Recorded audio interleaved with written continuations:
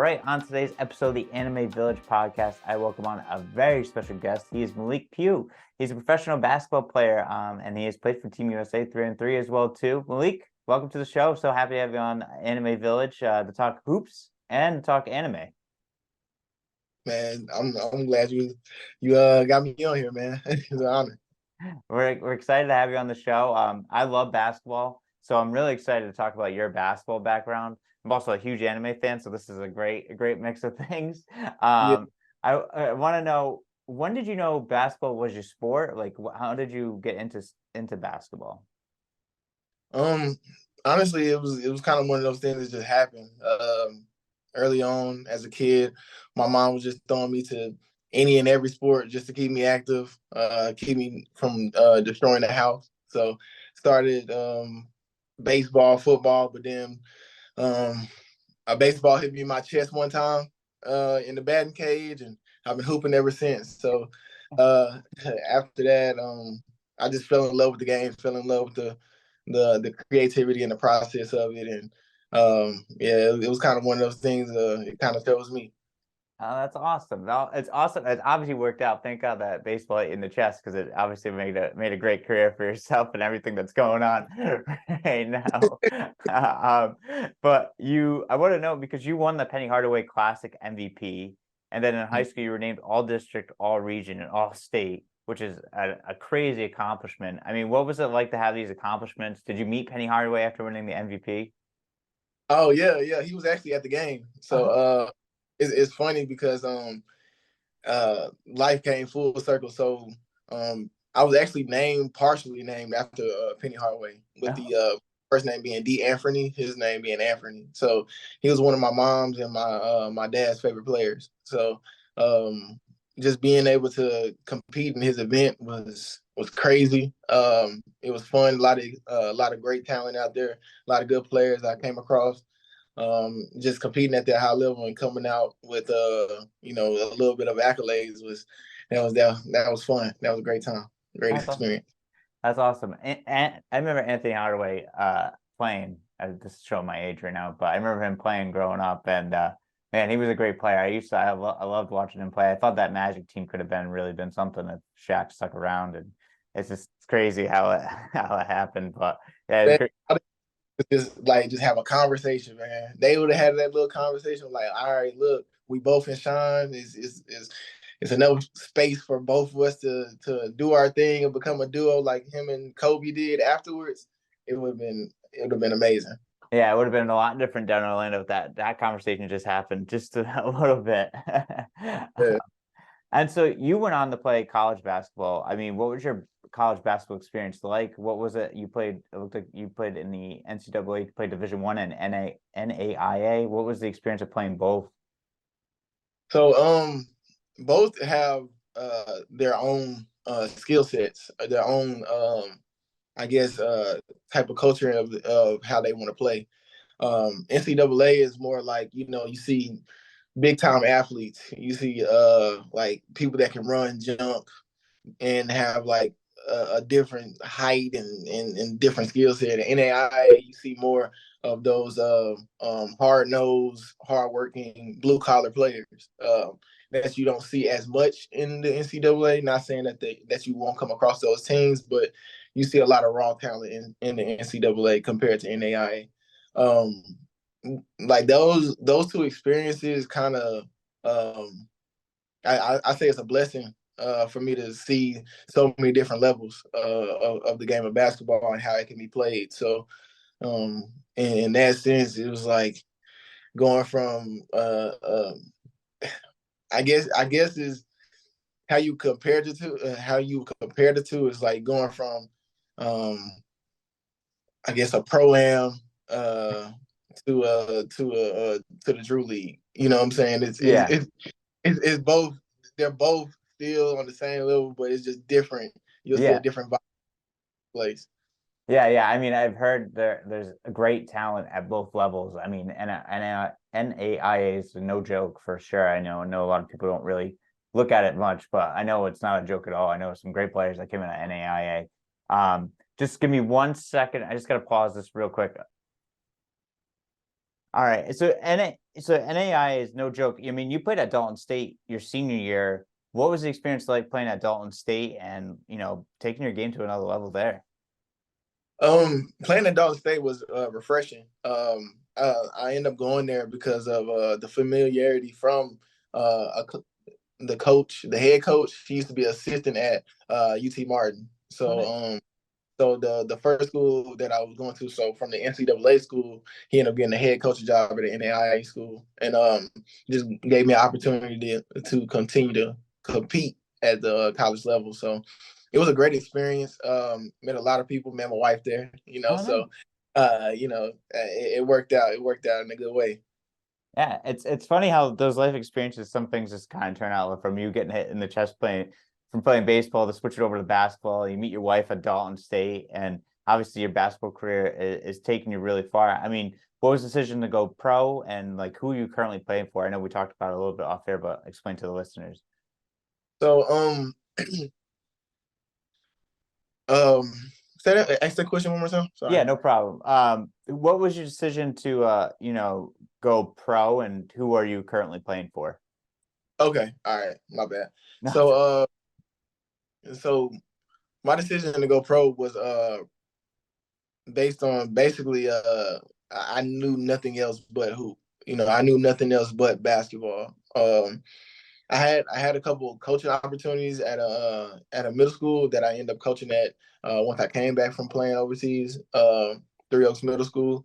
But at the time I had an itch that I just couldn't scratch at the moment. So that gave me my scratch. So it was a blessing being able to go out there because it was one of the things I kind of wanted to continue to play because at Dalton, I don't know if you knew on my senior night, I ended up ruptured my patella tendon. oh no, So yeah, on the fast break, I was going up for a dunk. My mom was out there.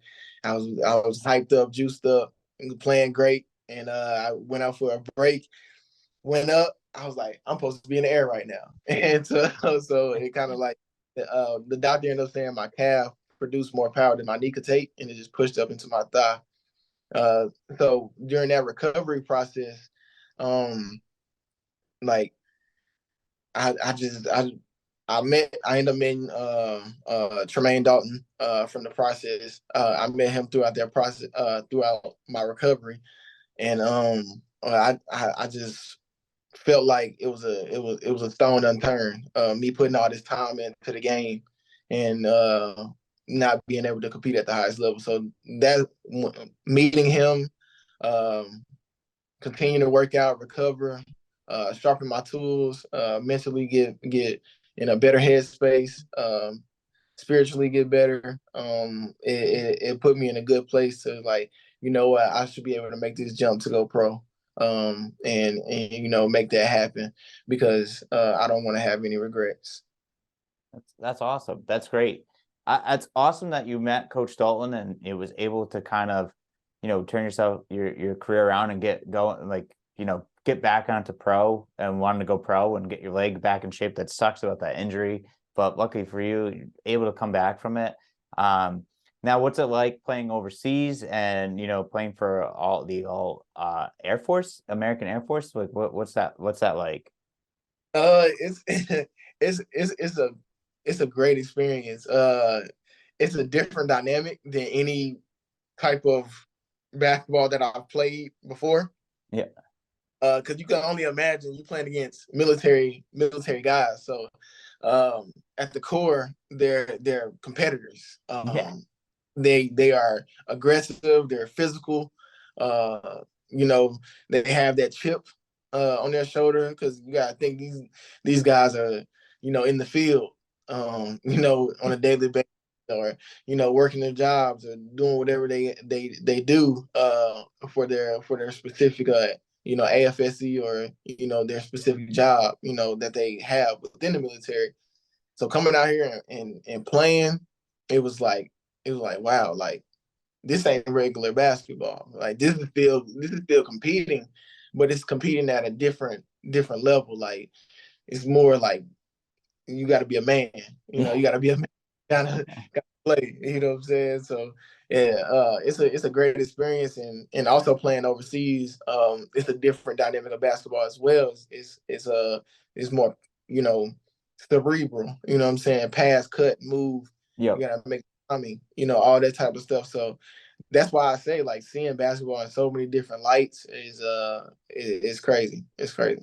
That's I know it's kind of crazy like the way you're explaining like the Air Force and playing for them and then playing like on a club team as well too over in Europe. I'm sure like it's two different skill sets of basketball, but I'm sure it's taught you a lot. And I know with European basketball, I know it's not you don't score a lot of points. It's more of a team game. And what you just sounded like we're playing with the military guys sounds brutal. I'd be probably sore every day playing against those guys.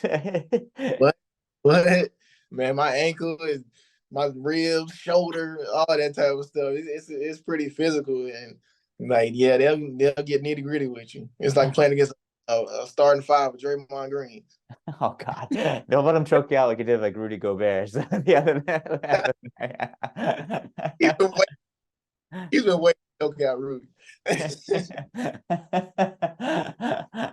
um, and then you also played for the 3-on-3 Team USA. What was that experience like playing that type of basketball and another different style of basketball? What was that like? Yeah, it was an honor. So playing that style of basketball is quick. You don't know how tired you'll get playing 3-on-3 because looking at it, you just thinking about just playground basketball, right? You and a couple friends, you're like, hey, let's play 2-on-2, let's play 3-on-3. You know, you don't. It's really fun. A lot of spacing, a lot of ISO ball, whatever. But playing like at a Olympic pace is different. You'll get tired because the balls gotta like you have a certain amount of time to get the ball out of the net, out to the 3-point line, cleared.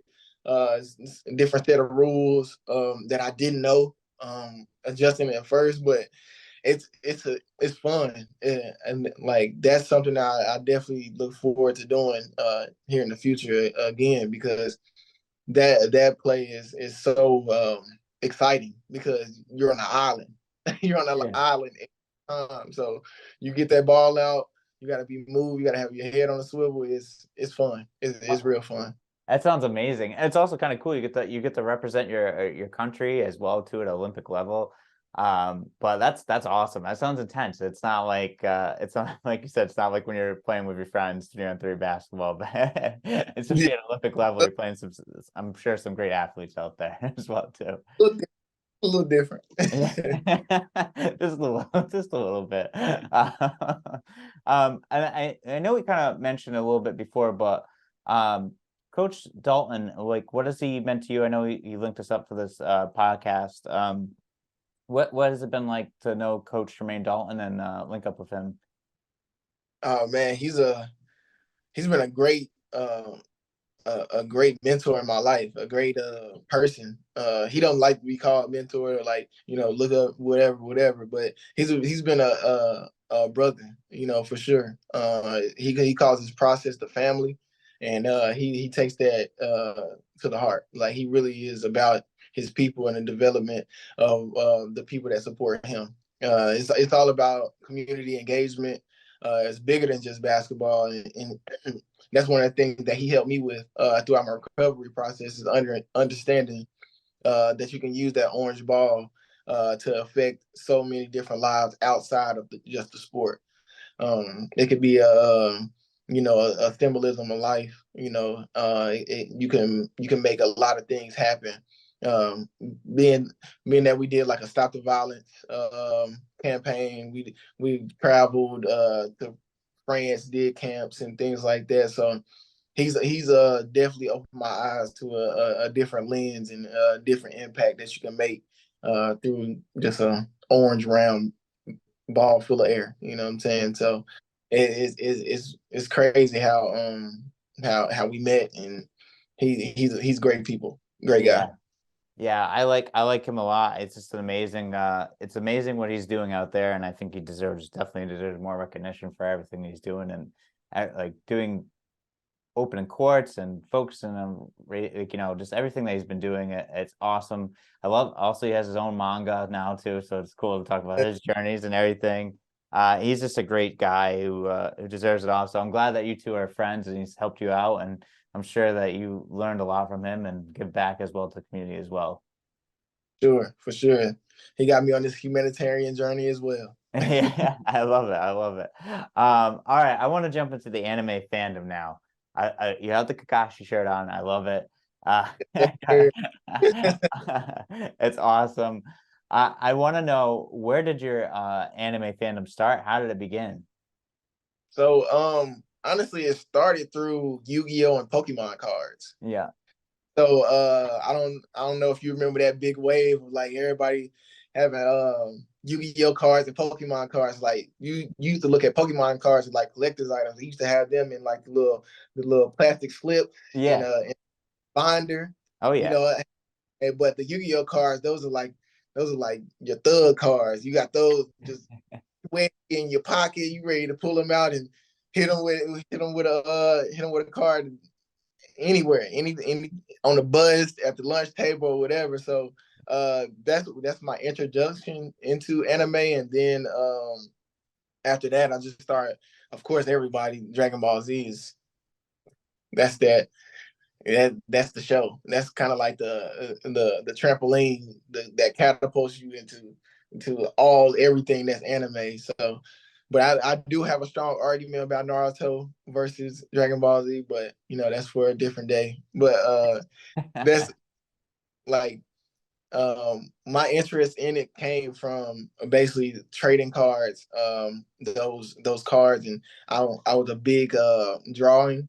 I love to draw, so I used to love drawing and creating, my own little world, my own little reality. So getting into that, it kind of spiraled out of control from there. Just loving to watch cartoons and anime and all that. I love it, man. I love that. I like how you mentioned the Pokemon cards. My friends and I just started getting back into Pokemon cards, started collecting some, and started playing the game on the app. And then yeah, it's an entry. I know Dragon Ball Z seems like everyone's entry to anime lately with like people I speak to. It just seems like we're all DBZ. That's the same thing. That's how I got into it. That and Gundam. It's like those are the two I jumped into it. But I gotta hear about your Naruto argument eventually too, about Naruto and DBZ. How exciting! I got Naruto over Dragon Ball Z, man. Just the Yeah, storyline itself. That's I'm gonna leave it at. I'm gonna leave it at the storyline, and right there, I got Naruto. yeah. I'll agree with you. The storyline on Naruto, the stories in Naruto are really good, and how they can really get you hooked on people. I mean, it's look at Itachi. Like, there's only like 25 episodes, and everyone loved that guy.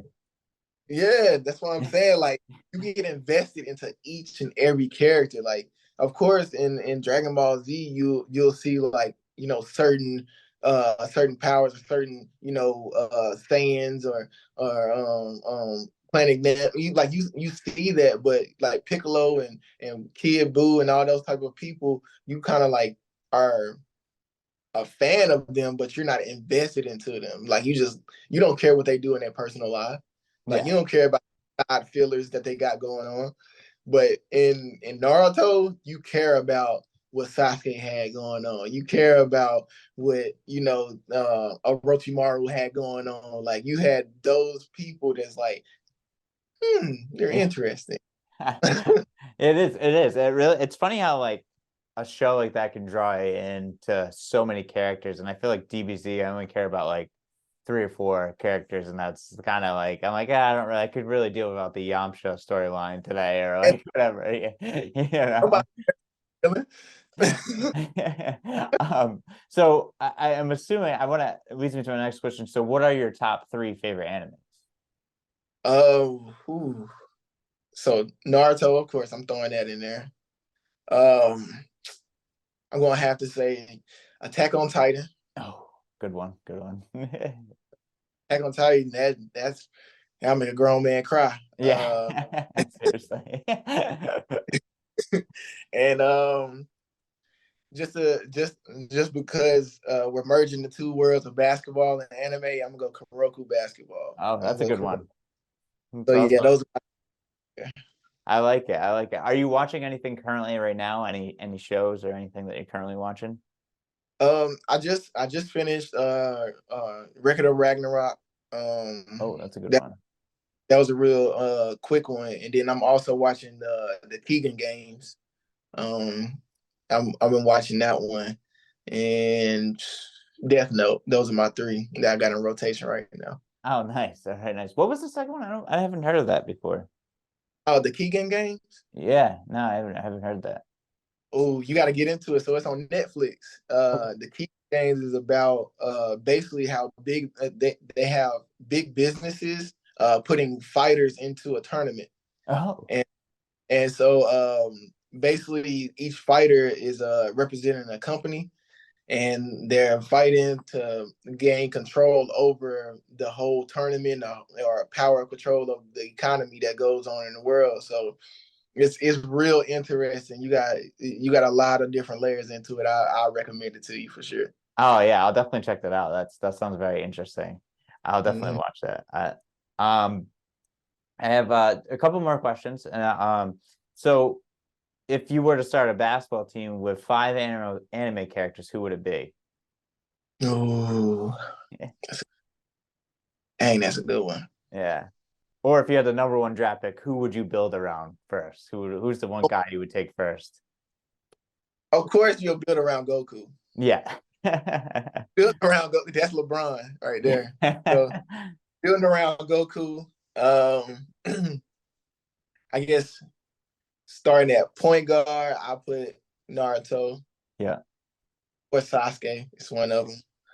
Um, I guess another one would be. I guess I have my five man being what's his name off of Attack on Titan? Ager. Aaron? Yeah, Aaron Yeah. Yeager. So Yeah. yeah, that's my five. I like it. Uh, um, I want to Orochimaru in there at power forward just because he's a little nasty. He gonna muck a little bit. He gonna muck it up in there. Um, who would be my last one? Uh, I guess I'll put Vegeta in there. All I'll right. put I yeah, like yeah. it. I have Kobe and LeBron. Yeah, there you go. That's a good one. I like that. I like that a lot. Yeah, that's a really good starting lineup. Aaron Yeager's a smart one at five. I haven't heard anyone put him at five for that question I've asked. That's a good one. Gonna grab all the boards. Yeah, that's right. Yeah, absolutely. A lot of blocks too. And then I have one last question too, and then we'll wrap it up. But my question is, you being an anime fan here at Anime Village, we're creating our own animes, our own mangas, and we're creating our own video games off our mangas. So you can go and read about the character and then go play as that guy in the metaverse, or you can go play with him in an RPG. We have mangas we have Supernatural, we have adventure, we have shonen, and then we have slice of life. We just wanted to get your thoughts, being an anime fan, and um, what you think about this, and like being able to be a part of a world that's not linear; it's like a global. That is, I feel like that's gonna change the game. That's a real great community that you're creating. Like being able to kind of interact and be with those characters, which the reason that we are anime fans is because we're interested in the reality or the creativity that they bring to reality. You know what I'm saying? So I think what you're creating is going to be groundbreaking. It's going to be great. I can't wait to see it out. I'll probably be one of the number one supporters of it, man, for sure. So I'm ready to see what you cooking up over there. I love it. I love it. Yeah, we'll send you the link too to check out the manga. We have like a free downloadable chapter one, so I'll send it over to you after our interview. Boy, I can't wait to dive in, man. I appreciate it, man. Well, Malik, this has been a lot of fun to get to know you and learn about your background. I love the anime fandom, and keep going with the basketball stuff, man. It's awesome that your career is taking you to where it is today, and it's going to continue to grow, obviously. And obviously, you're in the humanitarian journey too with Coach Dalton. So I can't wait to see what else you got in store. Yes, sir. Yes, sir. Same as you. Same as you. Thank you so much, man. Well, I hope you have a great rest of your day. You as well. Thank you.